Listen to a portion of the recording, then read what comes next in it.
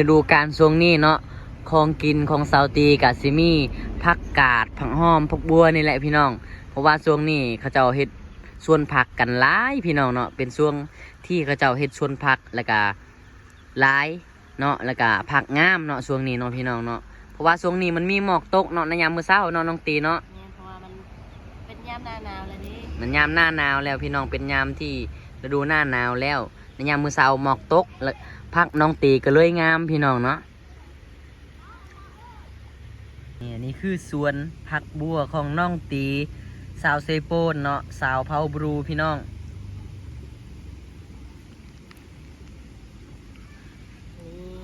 โอ้ผักบัวมีแต่อันใหญ่ๆเลยเนาะโอ้ หน้าสดเป็นตะย่านอยู่ นี่คือหนาสดเลยเนาะนี่คือหนาสดน้องตีเลยก็จะประมาณนี้แหละพี่น้องนี่ทุกคนแล้วเด้อมาเด้อมากินข้าวนำสาวตีสาวเผาบรูเด้อออมหนูพึกวันนี้แซ่บๆเลย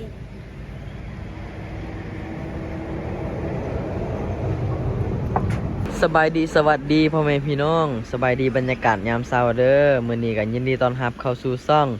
บ่าวไทยบ้านนอกชนเผ่าบรูคือเก่าพี่น้องบรรยากาศยามเช้าเนาะสาวบ้านกำลังตำข้าวพี่น้อง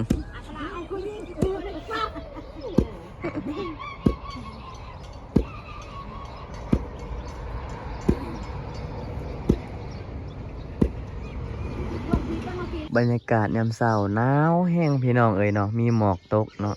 แล้วก็พากันนั่งพิงไฟพี่น้องอันนี้คือเฮือนซานบ้านซองเนาะของหมู่บ้านไทยบ้านนอกเนาะชนเผ่าบรูพี่น้องส่วนบทลาวชนเผ่าบรูพี่น้องเนาะคืองัวนี่เพิ่นจะผูกไว้ติดอยู่หน้าเฮือนเลยเนาะแล้วก็อยู่ในกลางบ้านเลยพี่น้องเนาะนี่แบบนี้เลยนี่คือบรรยากาศบ้านๆเนาะอยู่ฝั่งลาวพี่น้องแล้วก็อยู่มี FC เนาะอยู่พังไทยมาคอมเมนต์ว่าหมู่บ้านแบบนี้นะอยู่พังไทยก็เคยมีเนาะคือกันแต่ก่อนประมาณ60หรือว่า70ปีที่แล้วพี่น้องเนาะสำหรับผู้ใดที่คิดฮอดอดีตก็อยากให้ทุกคนมาลาวเด้อให้พี่น้องพังไทยมาลาวเนาะยังมีเฮือนหลังเก่าๆอยู่หลังเดิมๆยังมีหลายพี่น้อง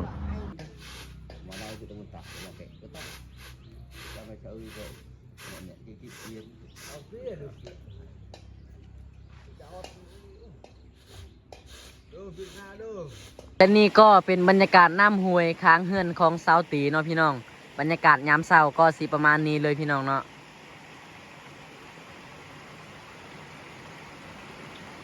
นี่พี่น้องนี่คือบรรยากาศน้ำห้วยเนาะติดเฮือนสาวตีเนาะบัดนี้เฮาสิไทยบ้านนอกสิพาพี่น้องมาเบิ่งสาวตีเนาะเพิ่นกำลังเก็บผักว่าเพิ่นสิเฮ็ดกินหยังเนาะพี่น้องปะเดี๋ยวไปทักทายสาวตีนำกันเลยเนาะ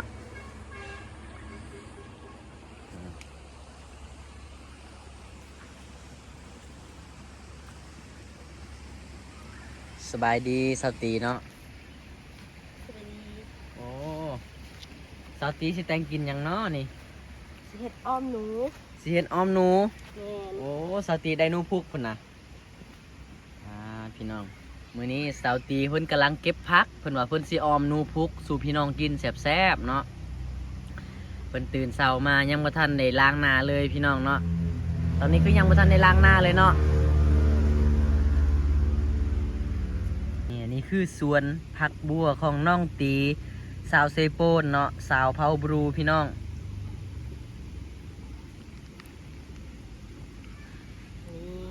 โอ้ผักบัวมีแต่อันใหญ่ๆเลยเนาะ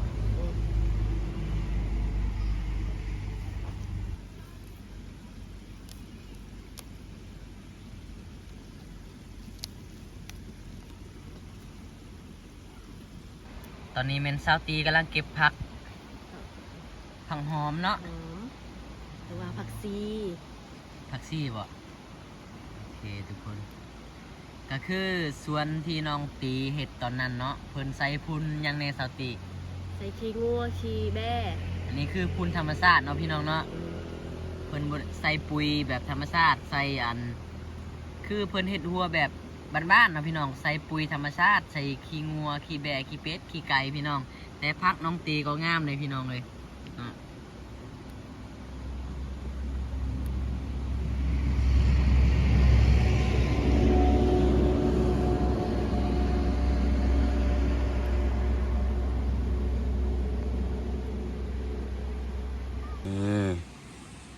ประมาณนี้เลยผักหอมกำลังออกมาไหมพี่น้องหอมๆมาออมโนปุกสุกมื้อนี้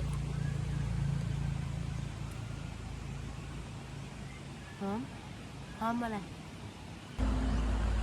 นี่ทุกคนสาตีก็ได้เก็บผักที่เห็ดห้อยแล้วเนาะอันนี้ก็เป็นผักกาดของสาตีที่ปลูกใหม่เนาะโอ้ตัวนี้เป็นส่วนปลูกไม้ตัวนี้เนาะ บางคนปลูก โอ้นานตัวนี้เพิ่นปลูกไม้พี่น้องโอ้งามๆเลย ตัวนี้ ซองนานเลยเนาะแล้วสาวตีใส่พุ่นหยังนานตัวนี้ขี้หมู ขี้มูเนาะ นี่ โอ้ ขี้หมูมันสีดำกว่า มันสิงามกว่า บ่แม่นมันสีงามแต่ว่ามันบ่มีขี้งัวแล้ว ขี้งัวเบิดแล้วก็เลยใส่ขี้มูแต่พักของเราก็งามคือเก่าพี่น้องแต่บัดนี้เพิ่นก็มาเก็บผักกาดน้อยเนาะพี่น้องเนาะ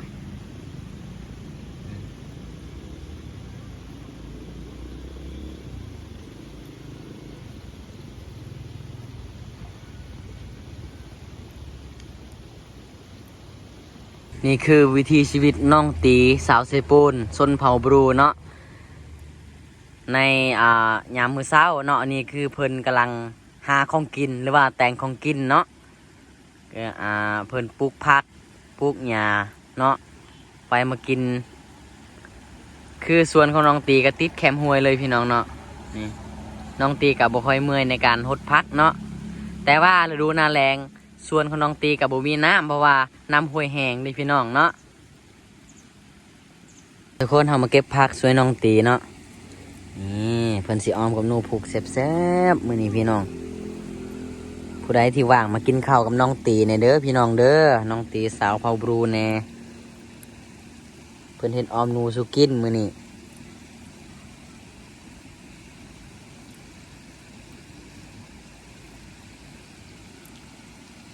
นี่คือสวนที่สองของสาวตีเนาะคือน้องตีมีสวนผักมี2 สวนเนาะเมื่อกี้นี่แมนสวนใหญ่อันนี้แมนสวนน้อยเนาะนี่เนาะแต่ว่าสวนนี้ผักจะงามกว่าสวนนั้นเนาะทุกคนเนาะเพราะว่ามันน้อยๆเนี่ยมันบ่งาม แมนเนาะนี่โอ้ผักกาดเป็นงามๆเลยทุกคนบ่มีพืชผักจะมากัดกินเลยเนาะถือว่าโอเคอยู่แล้วก็อากาศดีจะเป็นผักสลัดพี่น้องเนาะอันนี้เนาะอันนี้คือผักสลัดทางล่างก็จะเป็นมักทั่วเนาะคือว่าถือว่าช่วงนี้นะน้องตีจะมีของกินหลายเนาะมีผักมีหญ้าหลายช่วงนี้เนาะพี่น้องเพิ่นเฮ็ดหัวเนาะติดกับห้วยน้ำเนาะวันนี้เพิ่นก็ได้ผักได้หญ้ามาสู่กินเลย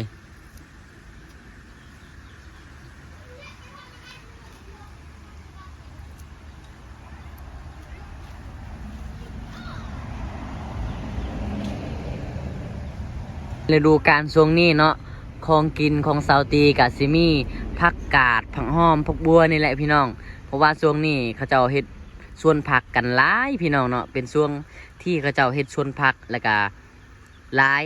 เนาะแล้วก็ผักงามเนาะช่วงนี้เนาะพี่น้องเนาะเพราะว่าช่วงนี้มันมีหมอกตกเนาะในยามมื้อเช้าเนาะน้องตีเนาะเพราะว่ามันเป็นยามหน้าหนาวแล้วนี่มันยามหน้าหนาวแล้วพี่น้องเป็นยามที่ฤดูหน้าหนาวแล้วในยามมื้อเช้าหมอกตกแล้วผักน้องตีก็เลยงามพี่น้องเนาะทุกคนตอนนี้สาวตีกับเพื่อนกับมาล้างผักเนาะอยู่น้ำห้วยเลยพี่น้องเป็นน้ำห้วยอยู่แคมเฮือนเนาะหรือว่าแคมหัวสวนผักของสาวตีเลยพี่น้องเนาะ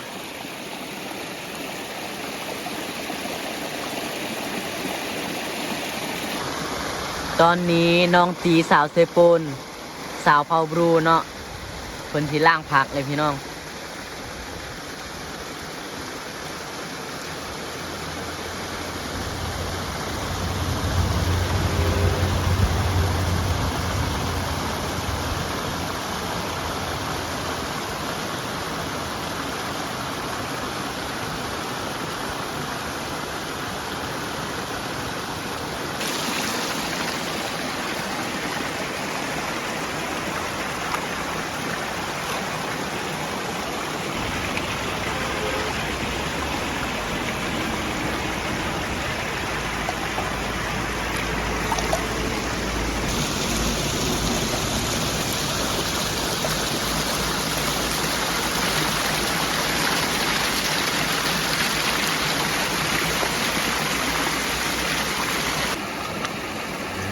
องตีหลังจากพี่น้องตีล้างพักแล้วเพิ่นก็มาล้างหน้าล้างตาพี่น้องแล้วก็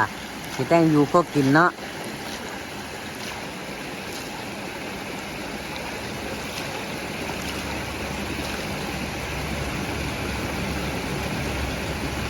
จากน้องตีเก็บผักมาแล้วน้องตีก็สิเฮ็ดหยังบัดนี้ สับหนู เพิ่นสิซับหนูเนาะพี่น้องเนาะ หรือว่าหั่นหนูนั่นเอง บันไดหนูบักใหญ่เลยเนาะ หนูกัดหลายอยู่เอง เฮ็ดจังไดคือไดหนูพุกนี่ ชาตีไปการ สาวตีไปการ โอ้สาวตียังแมันเก่งเนาะพี่น้องเนาะไปการหนูก็เป็นเนาะโอ้เพิ่นได้หนูพุกตัวบักใหญ่เลยพี่น้องมื้อนี้เพิ่นสิออมหนูสิพี่น้องสู่พี่น้องกินเนาะ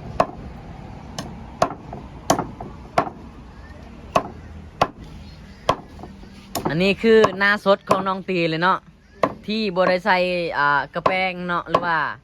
ไอ้หยังเขินเครื่องสำอางจักดีเลยเนาะตอนนี้เนาะนี่คือหน้าสดเลยเพิ่นห้าก็ขึ้นมาจากล้างหน้าจากน้ำห้วยข้างเฮือนเพิ่นเนาะแล้วก็มาซับหนูแต่งกินเห็ดอ้อมพี่น้องโอ้ หน้าศพเป็นตะย่านอยู่บ่ นี่คือหน้าสดเลยเนาะนี่คือหน้าสดน้องตีเลยก็จะประมาณนี้แหละพี่น้อง สดกว่านี้ก็มาเบิ่งอยู่บ้านเนาะ สดกว่านี้ก็คือหนูซาวตีนั่นแหละเนาะหนูที่ซาวตีกำลังซับนั่นแหละเนาะพี่น้อง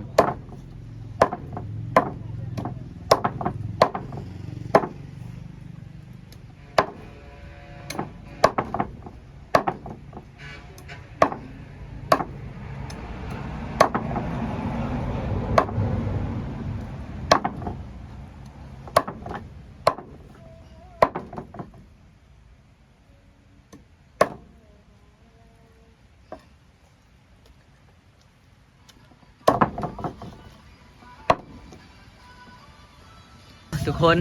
หลังจากที่ซาวตีนะเพิ่นพักงูไปแล้วเพิ่นก็จะทำการครัวก่อนเนาะอันนี้คือ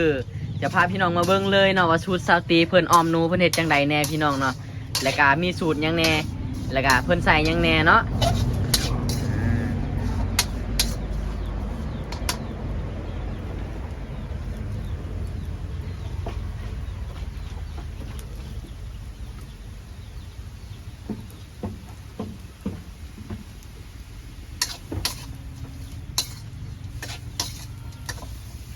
นี่ทุกคนสิ่งที่ขาดบ่ได้นั่นก็คือ เพิ่นขาดหยังบ่ได้บัดโอ้หน่อไม้ส้มเนาะ ใส่ลงไปเลยนั่นสิดับกินข้าวเนาะ ดับกินข้าวของหนูเนาะ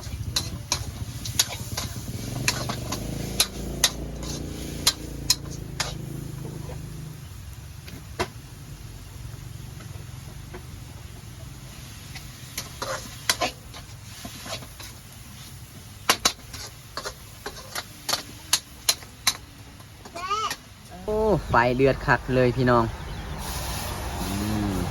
สาวบรูแต่งกินก็สิประมาณนี้แหละพี่น้องเนาะน้องตีสาวเผาบรูภาษาบรูเอิญอันโนว่าจังได กะใน กะไน นี่ อ๋อก ะใน กะไนแปลว่าหนู แม่นแล้ว อ๋อหมูเด้ อลิก อ่า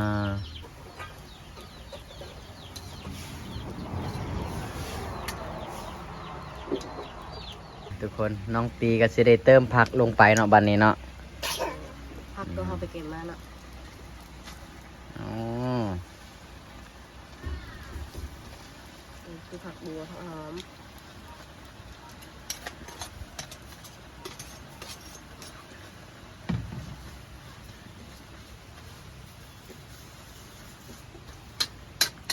พี่น้อง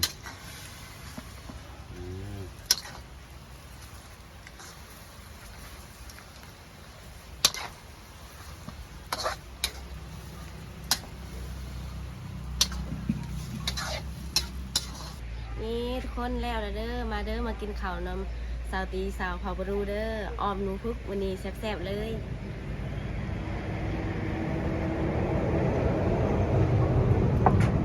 นี่ทุกคนแล้วเด้อมาเด้อมากินข้าวนำสาวตีสาวเผาบรูเด้อออมหนูพึกวันนี้แซ่บๆเลย